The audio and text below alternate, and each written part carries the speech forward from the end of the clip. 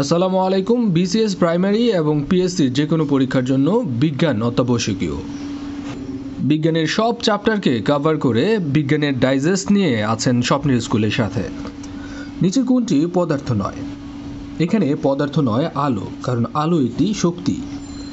কোনটি পদার্থ? এখানে দেখেন বিদ্যুৎ, আলো, তাপ এগুলো হচ্ছে শক্তি, কিন্তু বাতাস হচ্ছে পদার্থ, যেটি বায়বীয় পদার্থ। কোনটি আমাদের জীবনে অত্যাবশ্যকীয় পদার্থ? আমাদের জীবনে অত্যাবশ্যকীয় পদার্থ হচ্ছে লবণ। অন্যদিকে তাপ, শক্তি, আলো প্রভৃতি কিন্তু পদার্থ নয়। পরমাণু নামকরণ করেন ডেমোক্রিটাস। বস্তু বা মৌলিক পদার্থের ক্ষুদ্রতম কণা যা রাসায়নিক প্রক্রিয়ায় অংশগ্রহণ করে তাকে বলা হয় পরমাণু। বস্তুর ধর্ম ধারণ করে এরকম ক্ষুদ্রতম কণিকার নাম পরমাণু। একটি অ্যাটমে পরমাণু কণিকার সংখ্যা কয়টি?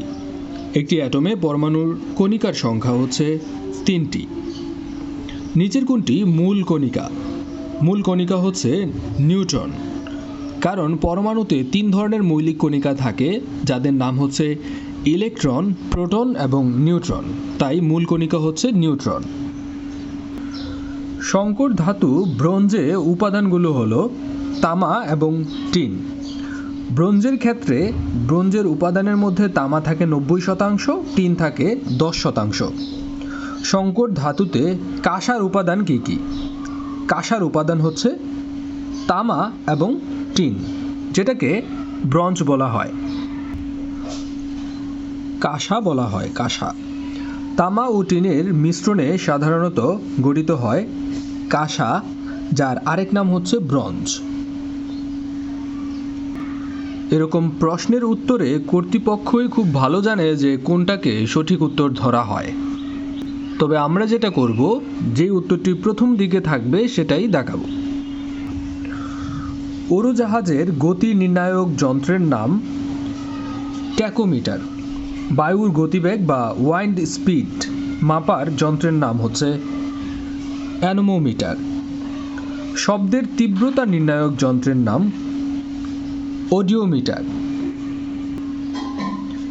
পানির তলায় শব্দ নির্ধারণের যন্ত্রের নাম হাইড্রোফোন। বলের বা ফোর্সের আন্তর্জাতিক একককে বলা হয় নিউটন। সিজিএস পদ্ধতিতে বলের একক কোনটি?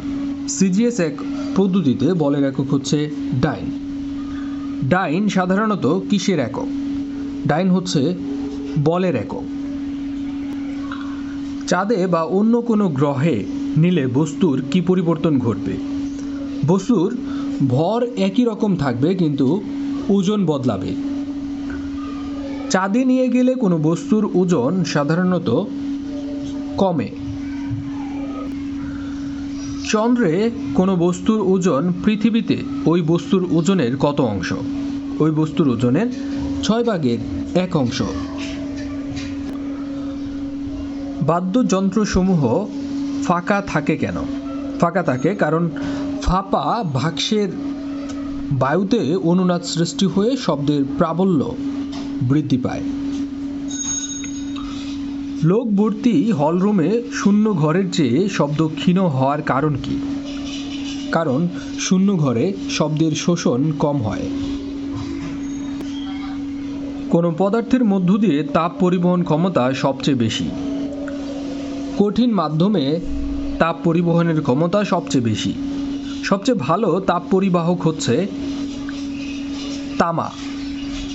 নিচের কোনটিতে সবচেয়ে কম থার্মাল কন্ডাক্টিভিটি? সবচেয়ে কম থার্মাল কন্ডাক্টিভিটি বলতে বোঝায় সবচেয়ে কম তাপ পরিবাহিতা। সবচেয়ে কম তাপ পরিবাহিতা হচ্ছে এয়ার বা বায়ুর মধ্যে। আমরা জানি বায়বীয় পদার্থ এর তাপ পরিবাহিতা সবচেয়ে কম, আর তাপ পরিবাহিতাকে বলা হয় থার্মাল কন্ডাক্টিভিটি। কোন রঙের বস্তুর তাপ শোষণ ক্ষমতা কম? সাদা রঙের। কোন বস্তুর তাপ শোষণ ক্ষমতা সবচেয়ে বেশি? কালো রঙের। কোন রঙের কাপে চা তাড়াতাড়ি ঠান্ডা হয়। কালো রঙের কাপে। যে মসৃণ তলে আলোর নিয়মিত প্রতিফলন ঘটে তাকে বলা হয় দর্পণ। আয়নার পেছনে কোন ধাতু ব্যবহার করা হয়? আয়নার পেছনে ব্যবহার করা হয় রৌপ্য অথবা পারদ ব্যবহার করা হয়। আয়নার পেছনে যে ধাতুটি ব্যবহার করা হয় তাকে বলা হয় মার্কারি বা পারদ। সেই ক্ষেত্রে আমরা কিন্তু এখানে পারদ দাগাতে পারি, যদিও রৌপ্য উত্তর হয়। আকাশ নীল দেখায় কেন? আকাশ নীল দেখায় নীল আলোর বিক্ষেপণ অপেক্ষাকৃত বেশি বলে। সমুদ্রকে নীল দেখানোর কারণ হলো আপতিত সূর্য রশ্মির বিক্ষেপণ। নভোচারীরা আকাশের যে রং দেখতে পায় তা হলো সাধারণত কালো। গোধূলির কারণ কি?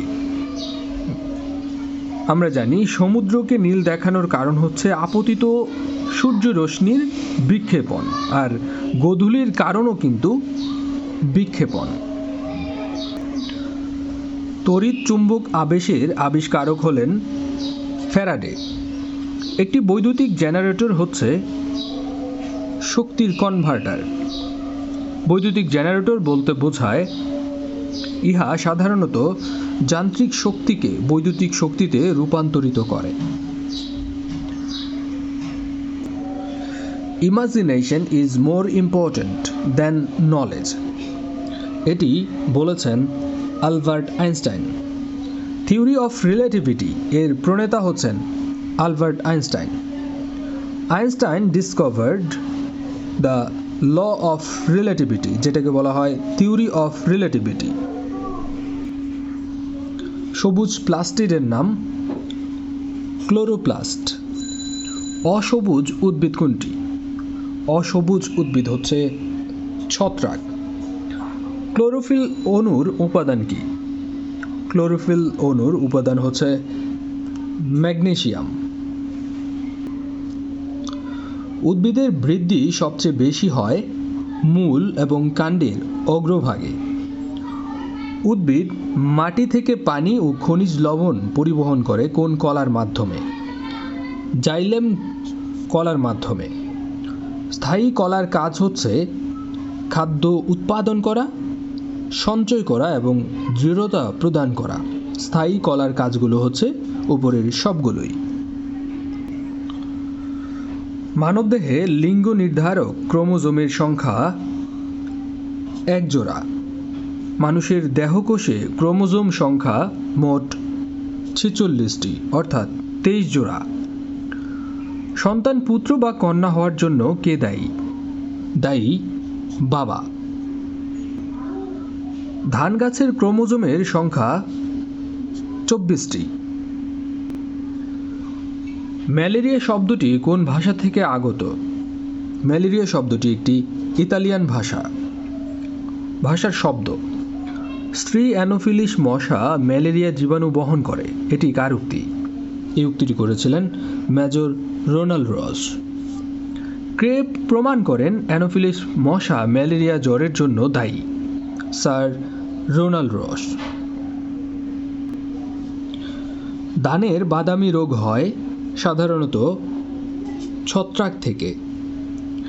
লেড ব্লাইট কোন ফসলের রোগ? লেড ব্লাইট হচ্ছে আলুর রোগ। আলুর লেড ব্লাইট রোগের জন্য দায়ী হল ছত্রাক। কোনটি মেরুদণ্ডী প্রাণী? মেরুদণ্ডী প্রাণী এখানে বেজি। অন্যদিকে মাছি, অ্যামিবা, স্পঞ্জ এগুলো অমেরুদণ্ডী প্রাণী। মাছ কোনটির সাহায্যে শ্বাসকার্য চালায়? ফুলকার সাহায্যে। কোন প্রাণী ফুলকার সাহায্যে শ্বাস নেয়? মাছ। মাছ সাধারণত অক্সিজেন নিয়ে থাকে পানির মধ্যে দ্রবীভূত বাতাস হতে। মানবদেহে লোহিত কণিকা বা রেড ব্লাড সেল এর আয়ুষ্কাল বা লাইফ স্প্যান মোট কতদিন? 120 দিন। রক্তের লোহিত কণিকার কাজ কি? রক্তে লোহিত কণিকার কাজ হচ্ছে অক্সিজেন বহন করা। মানুষের রক্তে লোহিত কণিকা কোথায় সঞ্চিত থাকে? সঞ্চিত থাকে প্লীহাতে। মানবদেহে শক্তি উৎপাদনের প্রধান উৎস হচ্ছে শ্বসন। কোনটিতে শ্বসন ঘটে? শ্বসন ঘটে এই তিনটি অপশনের মধ্যে মাইটোকন্ড্রিয়ায়। শ্বসনে নির্গত হয় কার্বন ডাই অক্সাইড। প্রাণী কোন প্রক্রিয়ায় কার্বন ডাই অক্সাইড তৈরি করে? কার্বন ডাই অক্সাইড তৈরি করে শ্বসন প্রক্রিয়ায়। একটি পূর্ণাঙ্গ স্নায়ুকোষকে বলা হয় নিউরন। প্রাণীদেহের দীর্ঘতম কোষটির নাম নিউরন। নার্ভাস সিস্টেমের স্ট্রাকচারাল এবং ফাংশনাল ইউনিটকে বলা হয় নিউরন। এনজাইম কি দিয়ে তৈরি হয়? এনজাইম আমিষ দিয়ে তৈরি হয়। মানুষের লালা রসে বর্তমান এনজাইমটির নাম হচ্ছে টায়ালিন। মুখ গহ্বরে কোন খাদ্যটির আংশিক পরিপাক ঘটে? শর্করার। প্রোটিন পরিপাক শুরু হয় পাকস্থলীতে। একটি পূর্ণবয়স্ক নবজাতকের ওজন কত কম হলে এলভিডব্লিউ বাচ্চা বলা হয়? এলভিডব্লিউ বলতে বোঝায় লো বার্থ ওয়েট বেবি। আচ্ছা, যদি 2.5 কেজির কম হয় তাহলে কম ওজন ধরা হয় বা এলভিডব্লিউ বাচ্চা বলা হয়, লো বার্থ ওয়েট বেবি বলা হয়। নবজাতকের ওজন বেশি ধরা হয় যখন 5 কেজিরও বেশি হয়। নিউনাটাল জন্ডিস, একদম সদ্য নবজাতকের যে জন্ডিস, এর চিকিৎসা মূলত সকালের সূর্যের আলো। এক্সক্লুসিভ ব্রেস্ট ফিডিং, এই কথাটি কতদিন ব্রেস্ট ফিডিং করার কথা বোঝায়? প্রথম 6 মাস। জীবদেহের পুনরুজ্জীবন ঘটানোর জন্য প্রয়োজন প্রোটিন। মানবদেহে বৃদ্ধির জন্য প্রয়োজনীয় উপাদান হচ্ছে আমিষ বা প্রোটিন। দেহের ক্ষয়পূরণ বৃদ্ধি সাধনের জন্য কোন উপাদানটি দরকার? আমিষ দরকার। রোগ প্রতিরোধক ক্ষমতা বাড়ায় প্রধানত ভিটামিন। কচু শাক যে উপাদানের জন্য বিশেষভাবে মূল্যবান তা হল লৌহ। কোন খাদ্যে লৌহের পরিমাণ সবচেয়ে বেশি? কচু শাক। অস্থির বৃদ্ধির জন্য সবচেয়ে বেশি প্রয়োজন? অস্থি বা হাড়ের বৃদ্ধির জন্য প্রয়োজন ক্যালসিয়াম। দুগ্ধদানকারী মা বা ল্যাকটেটিং মাদার এর জন্য কোন মিনারেলটি অত্যন্ত জরুরি? ক্যালসিয়াম। বায়ুমণ্ডলে নাইট্রোজেনের পরিমাণ কত ভাগ? নাইট্রোজেনের পরিমাণ 78.01%। পরিমাণের বিবেচনায় বায়ুমণ্ডলে অক্সিজেনের স্থান হচ্ছে দ্বিতীয় অবস্থানে। প্রথম অবস্থানে রয়েছে নাইট্রোজেন। বায়ুমণ্ডলে অক্সিজেনের পরিমাণ 20.71%। সবচেয়ে বড় উপগ্রহ কোনটি? সবচেয়ে বড় উপগ্রহ হচ্ছে টাইটান। পৃথিবীর উপগ্রহ কয়টি? পৃথিবীর উপগ্রহ হচ্ছে একটি। পৃথিবীর একমাত্র যে উপগ্রহটি সেটি হচ্ছে চন্দ্র। ভূপৃষ্ঠের সৌরদীপ্ত এবং অন্ধকারাচ্ছন্ন অংশের সংযোগস্থলকে বলা হয় ছায়াবৃত্ত। সূর্যোদয়ের অব্যবহৃত পূর্বের সময়কে বলা হয় উষা। টুইলাইট এর যে ওয়ার্ড মিনিংটি সেটি হচ্ছে গোধূলি বেলা। Time after twilight and before night. After twilight এবং বিফোর নাইট, রাতের পূর্বে এবং গোধূলির পরের যে সময়টা তাকে বলা হয় ডাস্ক। আর উষাকে বলা হয় ডন, DAWN, ডন টু ডাস্ক, উষা থেকে গোধূলি। আজকে এই পর্যন্তই। বিজ্ঞানের আরও কিছু পর্ব করার চেষ্টা করব।